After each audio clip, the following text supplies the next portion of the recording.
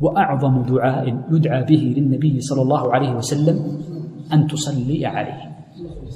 اللهم صل على محمد وعلى آل محمد كما صليت على آل إبراهيم إنك حميد مجيد، وبارك على محمد وعلى آل محمد كما باركت على آل إبراهيم إنك حميد مجيد. هذه الصيغة ذكرت لك قبل قليل هي أفضل الصيغ في الصلاة على النبي صلى الله عليه وسلم وأصحها إسنادا، فقد ذكر عبد الله ابن الإمام أحمد عن أبي أن هذه أصح الصيغ، وكل ما ورد عليه السلام يصح يجوز، ولكن أصحها ما ذكرت لك.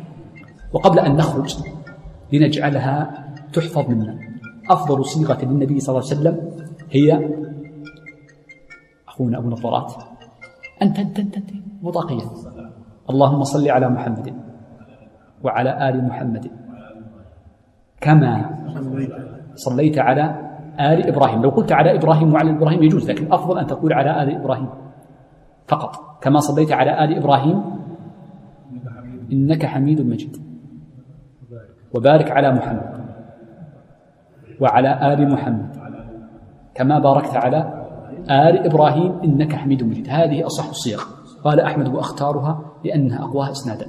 وإن صليت على أي صيغة جاز، فأنت عندما تدعو للنبي صلى الله عليه وسلم تحبه، فأقرب الناس منزلة النبي صلى الله عليه وسلم في الجنة وامتثالا لأمره وتعظيما لقدره في الدنيا من صلى عليه، وأفضل الصلاة عليه ما اختارها النبي صلى الله عليه وسلم وعلمها أصحابه، وهي هذه الصيغة.